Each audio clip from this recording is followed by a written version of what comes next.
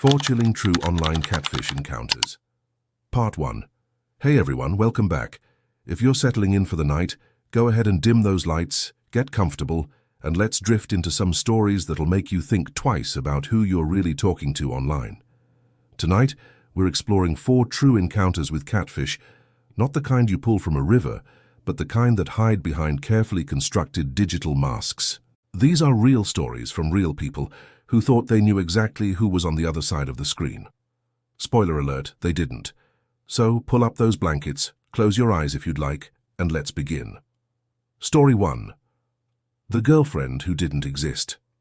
Our first story comes from a guy named Tyler, who lived in a small town in Ohio back in 2009. Tyler was 19, working at a hardware store and spending most of his free time on MySpace. Because of course he was. This was 2009 after all, and Facebook was still trying to convince your parents it wasn't just for college kids. One evening, Tyler received a friend request from a girl named Jenna. Her profile picture showed a pretty brunette with green eyes, sitting on a beach somewhere warm. Her bio said she was from a town about 40 minutes away, close enough to be plausible, far enough to explain why they'd never run into each other. They started messaging. Small talk at first, favorite bands, movies, the usual. Jenna said she was 20, worked at a coffee shop and loved horror films. Tyler naturally was intrigued. She seemed cool, down to earth. She laughed at his jokes, which, let's be honest, is sometimes all it takes. Within a week, they were talking every single day. Long messages that turned into longer phone calls. Jenna had a sweet voice, a little raspy, like she'd just woken up. She told Tyler about her difficult relationship with her mom, her dreams of moving to California, her favorite childhood memories. Tyler shared his own stories, his plans to maybe go to community college, his dead-end job, the way his town felt like it was shrinking around him. It felt real. It felt like something was actually happening. After about 3 weeks, Tyler suggested they meet up, grab coffee, maybe catch a movie. Jenna hesitated. She said she was nervous. She'd been hurt before. Tyler understood. He didn't push. He figured they'd meet when she was ready. But she never was. Weeks turned into months. Every time Tyler brought up meeting in person, Jenna had an excuse. She was sick, her car broke down, her mom needed help with something. Work was crazy. Once, she said she'd actually driven halfway to meet him, but had a panic attack and turned around. Tyler wanted to believe her. And here's the thing, he did believe her, because by now, he'd fallen for her. They'd been talking for 4 months. They'd exchanged hundreds of messages. He'd heard her voice. She knew things about him no one else knew. She felt like his girlfriend, even if they'd never actually met. Then one night, Tyler's younger sister was scrolling through Instagram because MySpace was already dying naturally, and she stumbled across a familiar face, Jenna's face. Except the account didn't belong to anyone named Jenna. It belonged to a girl named Caitlin, a model from California. The photos on Jenna's MySpace? All stolen from this girl's public Instagram. Every single one. Tyler's stomach dropped. He confronted Jenna over the phone that night. At first she denied it. Then she got defensive. Then finally, she broke down crying and admitted the truth. Jenna wasn't Jenna. Jenna was actually a guy named Marcus, 32 years old, living 3 states away. He'd been catfishing people online for years, he said. He didn't know why. Loneliness, maybe. Boredom. The thrill of being someone else. He apologized. He said he'd developed real feelings for Tyler, that their connection was real even if his identity wasn't. Tyler hung up, blocked the number, deleted everything. He told his friends he and Jenna had broken up. He never explained why. And for years afterward, he'd lie awake at night wondering which parts of their conversations had been real and which parts had been just another layer of the lie. Because that's the thing about catfish stories. It's not just the betrayal. It's the way they make you doubt your own judgment, your own instincts. The way they take something that felt true and reveal it was fiction all along. Let's drift over to the next story. Story 2, The Veteran Who Wasn't. This one comes from a woman named Rachel who met someone on a dating app in 2016. His name was David, 43 years old. His profile said he was a former Marine, recently divorced, working as a contractor. His photos showed a good-looking guy with graying hair and kind eyes, often wearing a baseball cap. Rachel was 38, also recently divorced, and cautiously optimistic about dating again. She and David matched. They started talking. He was charming, thoughtful. He asked questions and actually listened to the answers, which, let's be honest, already put him ahead of about 70% of men on dating apps. David told Rachel he'd served 2 tours in Afghanistan. He didn't like talking about it much, he said, but sometimes late at night he'd share small details. The heat, the dust, the way you never really felt safe even on base. Rachel appreciated his openness. Her own father had been in the military. She felt like she understood him. They talked for 3 weeks before David suggested they meet. Rachel agreed.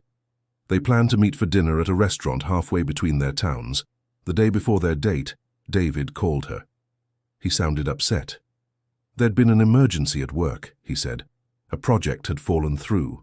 He needed to fly to Texas immediately to handle it. He was so sorry. Could they reschedule? Rachel was disappointed but understanding. These things happen. A week later, they rescheduled. This time, David's grandmother had a stroke.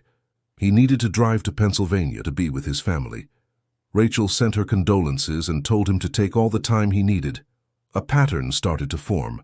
Every time they planned to meet, something came up. A family emergency. A work crisis. Once David said he'd been in a minor car accident and needed to deal with insurance. Rachel started to feel uneasy. She wasn't stupid. She knew what this looked like. But David was so apologetic, so sincere. And they talked every single day, long phone calls, sweet text messages. He sent her photos, always casual selfies, nothing too posed. He seemed real. One evening, Rachel was talking to her best friend about David. Her friend, naturally skeptical, suggested Rachel do a reverse image search on his photos, just to be safe. Rachel hesitated. It felt like a violation of trust, but something nagged at her, so she did it. The first photo didn't turn up anything, neither did the second. But the third one, a picture of David in his Marine uniform, led her to a memorial page. The real David had died in 2012. He'd been killed in Afghanistan. His family had set up a memorial website with photos, stories, and tributes. The person Rachel had been talking to had stolen a dead Marine's identity, his photos, his service record, his entire life story. Rachel felt sick. She confronted the catfish over text. At first he tried to deny it. Then he admitted it. He said he wasn't the person in the photos, but everything else was real. His feelings were real. Rachel blocked him immediately. She reported the profile to the dating app. She never found out who he really was. She didn't want to know. What haunted her most wasn't the lie itself. It was the fact that someone out there thought it was acceptable to use a dead veteran's identity to manipulate strangers into emotional relationships. That someone could be that empty inside. She deleted all the dating apps after that, took a break for a year, and even now she says she's never quite trusted online dating the same way again. Let's move on to the third story. Story 3, the long-distance best friend. This one's a little different. It comes from a teenager named Mia, who was 15 in 2014. Mia lived in a suburb of Chicago and spent most of her time on Tumblr, because of course she did.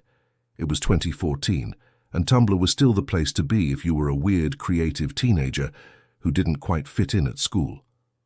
Mia ran a blog where she posted poetry, photography, and long rants about books she loved. One day she received a message from another user named Sophie.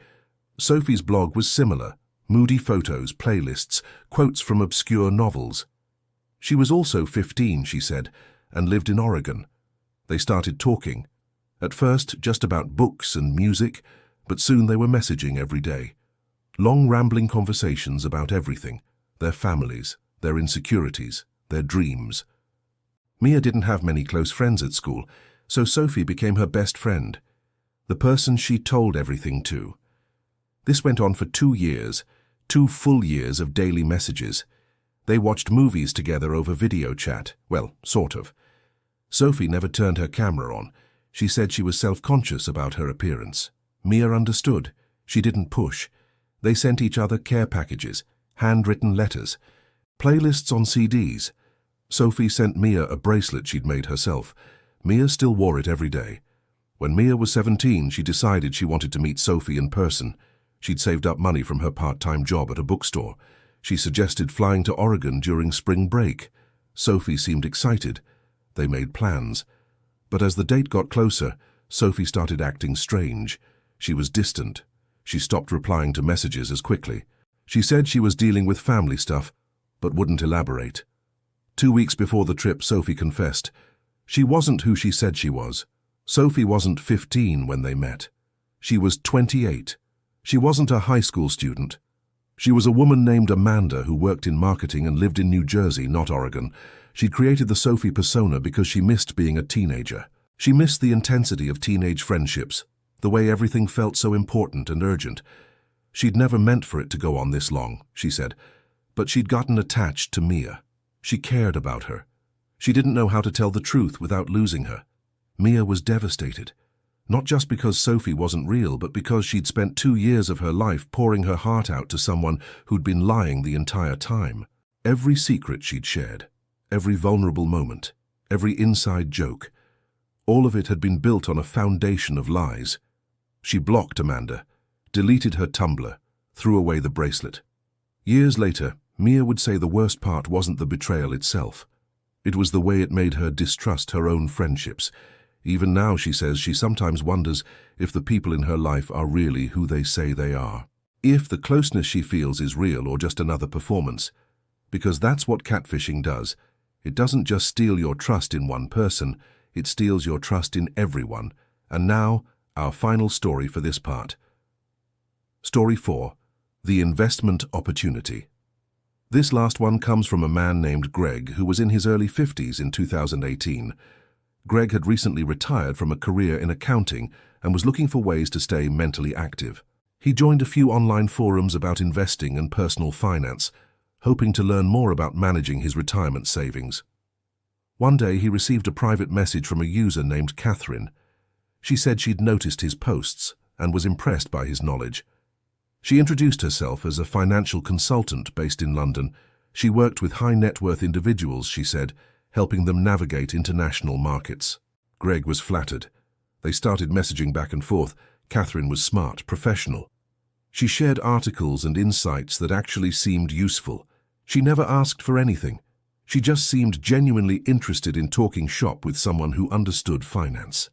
After a few weeks, Catherine mentioned an investment opportunity. A startup in renewable energy, she said, that was about to go public. She had insider knowledge, completely legal, she assured him, and thought Greg might be interested in getting in early. Greg was skeptical. He'd been in finance long enough to recognize a scam. But Catherine didn't pressure him. She sent him documents, prospectuses, financial projections. Everything looked legitimate. He even looked up the company. It was real. It had a website, a LinkedIn page, articles written about it in business publications. Catherine suggested he start small, just a few $1,000s to test the waters. Greg thought about it. He did his research. Everything seemed to check out. So he invested $5,000. A month later, Catherine messaged him with good news. His investment had doubled. She sent him screenshots of his account. He could withdraw the money anytime he wanted, she said, or he could reinvest and potentially see even greater returns. Greg was thrilled. He reinvested, and then he invested more. Over the next 3 months, he put in $30,000 total, and then Catherine disappeared. Her messages stopped. Her forum account was deleted. The investment platform she'd directed him to went offline. Greg tried to contact the company directly. The phone number didn't work. The emails bounced back. The website was gone. He'd been scammed, completely and thoroughly scammed. Greg reported it to the authorities, but they told him what he already suspected. The money was gone. Catherine wasn't based in London. She probably wasn't even named Catherine. The whole thing had been an elaborate phishing scheme designed to steal money from people exactly like him. Smart, cautious, but just trusting enough to take the bait. What haunted Greg most wasn't the money, though that stung. It was the realization that he'd been so carefully targeted. Someone had studied him, watched his posts, figured out exactly what kind of pitch would work on him. They'd built a relationship with him over weeks, all so they could eventually take his money and vanish. He stopped participating in online forums after that. He tells people he just lost interest, but the truth is he doesn't trust anyone online anymore. Every friendly message feels like the start of another con. Every piece of advice feels like bait. And maybe that's the saddest part of these stories. Not just what was taken, but what was left behind. The erosion of trust, the second guessing, the constant nagging feeling that maybe no one is who they say they are. All right. That's the end of part 1. Let your mind rest on these stories for a moment. 4 people, 4 lies, 4 different kinds of betrayal. We'll continue in just a moment with part 2, where we'll explore more true encounters with the digital ghosts who hide behind stolen faces and fabricated lives. For now, just breathe. Let the weight of the day slip away. We've got plenty more to cover, but there's no rush. We'll get there together. See you in part 2. Part 2. When the mask slips. Welcome back. I hope you're still comfortable, still settling in. If you drifted off during part 1, that's perfectly fine. That's what we're here for. But if you're still with me, let's continue our journey through the strange, unsettling world of online deception. In this part, we're going to explore what happens when catfish make mistakes, when the carefully constructed facade starts to crack, when the person behind the screen reveals just a little too much, and the whole illusion comes crumbling down. These are stories about slip-ups, inconsistencies, and the moment when the victim realizes something is very, very wrong. Let's begin. Story 5. The Cousin Who Knew Too Much. This story comes from a woman named Jennifer, who lived in North Carolina in 2015. Jennifer was 26, working as a nurse, and had recently joined a Facebook group for people who loved true crime podcasts. Because naturally, if you're going to be lulled to sleep by horror stories, you probably also enjoy them while you're awake. In the group, she started chatting with a woman named Melissa. Melissa said she was 28, lived in Virginia, and worked as a paralegal.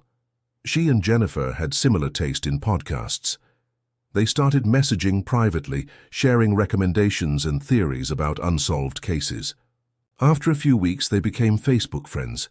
Jennifer scrolled through Melissa's profile. It looked normal. Photos of Melissa with friends, pictures of her dog, posts about her favorite TV shows. Nothing strange. They continued talking. The friendship felt easy, natural. Melissa was funny and smart. She remembered details about Jennifer's life, her work schedule, her boyfriend's name, the fact that her mom had recently been diagnosed with diabetes. One day, Jennifer posted a photo of herself at a family reunion. It was a big gathering. Aunts, uncles, cousins she hadn't seen in years. Just a casual group shot at a picnic table. A few hours later, Melissa messaged her. "Hey, is that your cousin Amy in the photo? Third from the left?" Jennifer was confused. She looked at the photo again. Yes, that was Amy, her second cousin. But how did Melissa know that? "Yeah, that's Amy," Jennifer replied. "How do you know her?" "Oh, I think we went to high school together," Melissa said. "Small world." Jennifer felt uneasy but brushed it off. Virginia and North Carolina weren't that far apart. It was possible. But then Melissa sent another message. "And is that your Aunt Carol next to her?" Jennifer's stomach dropped. Aunt Carol wasn't in the photo. She'd stayed home that day because she wasn't feeling well. "Aunt Carol wasn't there," Jennifer typed back. There was a long pause. Then Melissa replied, "Oh, my mistake. Must have been thinking of someone else." But the damage was done. Jennifer started going through Melissa's Facebook profile more carefully. She clicked on Melissa's friends list, scrolled through her photos, and that's when she noticed something strange. A lot of Melissa's friends were also friends with Jennifer, mutual connections she hadn't noticed before. People from her hometown, people she went to high school with. Jennifer clicked on one of the mutual friends, a guy named Brandon she'd gone to prom with. She messaged him. "Hey, do you know Melissa Carter?" Brandon replied within minutes. "Who?" Jennifer sent him a link to Melissa's profile. "Never heard of her," Brandon said. "Why?" Jennifer didn't answer. Instead, she started digging. She reverse image searched Melissa's profile photo. It led her to a stock photo website. The picture wasn't Melissa. It was a model. She confronted Melissa that night. "Who are you really?" At first, Melissa tried to deflect. Then she admitted the truth. Melissa was actually someone Jennifer went to high school with, a girl named Sarah. They'd been in the same grade but had never been friends. Sarah had always been quiet, forgettable, the kind of person who blended into the background. Sarah said she'd created the Melissa persona because she wanted to be Jennifer's friend, but she didn't think Jennifer would talk to her as herself. She'd been following Jennifer's life online for years, watching her posts, learning about her family, her job, her relationships. "I just wanted to be close to you," Sarah wrote. "I didn't mean any harm." Jennifer blocked her immediately. She reported the profile to Facebook. She felt violated. Not just because Sarah had lied, but because she'd been watching, studying, learning the intimate details of Jennifer's life from the shadows. Jennifer made her Facebook private after that. She became hyper-aware of who could see her posts, who was watching. And even now, she says, she sometimes wonders if Sarah is still out there somewhere, lurking behind another fake profile, still watching. Let's drift to the next one. Story 6. The webcam that never worked. This story is from a guy named Ethan who was 21 in 2017. Ethan had just graduated from college and moved back in with his parents while he looked for a job. He was spending a lot of time online, and one night he joined a chat room for people interested in philosophy and literature. Because of course that's where you go when you're 21, underemployed and mildly pretentious. In the chat room, he met someone named Claire. She said she was 23, studying philosophy at a university in Canada. She was witty, articulate. She quoted Camus and Kierkegaard with ease. Ethan was immediately intrigued. They moved their conversation to Skype. They talked for hours that first night. Claire had a lovely voice, soft, with a slight accent Ethan couldn't quite place. She said her webcam was broken. She'd been meaning to get a new one, but money was tight. Ethan didn't mind. He turned his own camera off too, just to make it fair. They talked every night for weeks.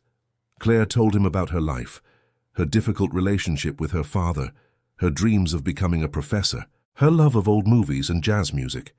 Ethan shared his own struggles, his fear that he'd wasted his degree, his anxiety about the future. After about a month, Ethan suggested they video chat. He wanted to see her face. Claire hesitated. She said she still hadn't fixed her camera, but she'd try to borrow a friend's laptop. A few days later, she called him on Skype with video enabled. Ethan turned on his camera too. The woman on the screen was beautiful. Dark hair, blue eyes, exactly how he'd imagined her. They talked for about 20 minutes. It was nice, natural. But something felt off. Ethan couldn't put his finger on it at first, and then he realized her lips weren't syncing with her words, not quite. The delay was subtle, but it was there. Ethan made an excuse and ended the call. Then he took a screenshot of Claire's video feed and ran it through a reverse image search. It was a YouTube video. A booktuber named Hannah filmed 3 years earlier. Someone had downloaded her video and was playing it back during the Skype call, syncing it roughly with their own voice. Ethan felt sick. He confronted Claire over text. At first, she denied it. Then she admitted it. Claire wasn't who she said she was. Claire was actually a man named Derek, mid-30s, living in the same state as Ethan, just a few towns over. Derek said he'd struggled with his identity his whole life. He'd always felt more comfortable presenting as a woman online. He said his feelings for Ethan were real, even if his appearance wasn't. Ethan blocked him, deleted Skype, felt deeply uncomfortable for months afterward. What haunted him wasn't just the deception, it was the effort. It was the fact that Derek had gone so far, downloading someone else's video, syncing his voice to it, maintaining the lie for weeks, all to keep up the illusion. It made Ethan wonder how many other people out there were doing the same thing. How many conversations he'd had online were with people hiding behind elaborate masks. He stopped using chat rooms after that, stopped making online friends. He tells people he just prefers in-person interactions now. But the truth is, he doesn't trust anyone he can't see with his own eyes. On to the next story. Story 7. The Dying Girlfriend. This one is difficult. It comes from a guy named Marcus, who was 19 in 2013. Marcus had just started college and was feeling lonely and out of place. He joined an online forum for people who loved indie music, and that's where he met a girl named Lily. Lily said she was 18 and living in California. She loved the same bands Marcus did. They bonded over obscure albums and late-night playlists. After a few weeks, they exchanged phone numbers and started texting constantly. Lily told Marcus she had leukemia. She'd been diagnosed a year earlier, she said, and the prognosis wasn't good. She was undergoing treatment, but the doctors weren't optimistic. Marcus was heartbroken for her. He wanted to help. He sent her encouraging messages every day. He told her she was strong, that she could beat this. Lily said Marcus was the only thing keeping her going. That talking to him made the pain bearable. They fell in love, or at least Marcus did. He'd never felt this way about anyone. Lily was smart, funny, brave. She faced her mortality with grace. She made him want to be a better person. After 3 months, Lily told Marcus the cancer had spread. She didn't have much time left, maybe a few weeks. Marcus begged her to let him visit. He wanted to see her, to hold her hand, to be there for her. Lily said no. She didn't want him to see her like this. She wanted him to remember her as she was. Marcus understood. He didn't push. 2 weeks later, Lily's sister sent Marcus a message. Lily had passed away peacefully in her sleep. The funeral would be private, family only. Marcus was devastated. He cried for days. He felt like a part of him had died with her. And then, about a month later, he saw a post in the same music forum where he'd met Lily. It was from a user he didn't recognize. The post mentioned Lily by name. Marcus clicked on the user's profile. He sent them a message. "Did you know Lily?" The user replied, "Yeah, why?" Marcus explained that Lily had passed away. The user was confused. "What are you talking about? Lily's fine. I just talked to her yesterday." Marcus's blood ran cold. He demanded proof. The user sent him a screenshot of a recent conversation with Lily. The account was active. She was alive. Marcus confronted Lily, or whoever Lily really was. At first, she denied it. Then she admitted the truth. She'd never had cancer. She wasn't dying. She wasn't even named Lily. She was a 26-year-old woman named Jessica who'd been catfishing people online for years. She didn't know why she did it. Attention, maybe. The thrill of being someone else. She apologized. She said she'd developed real feelings for Marcus, that their connection was real, even if her illness wasn't. Marcus blocked her, deleted everything. But the damage was done. He'd mourned her. He'd grieved. He'd cried at her fake funeral. And all of it had been a lie. Years later, Marcus would say the worst part wasn't the betrayal. It was the way it made him distrust his own emotions, the way it made him wonder if grief itself could be based on fiction. Because if you can mourn someone who never existed, what else about your feelings isn't real? One more for this part. Story 8. The Model Scout. This story comes from a young woman named Kayla, who was 17 in 2016.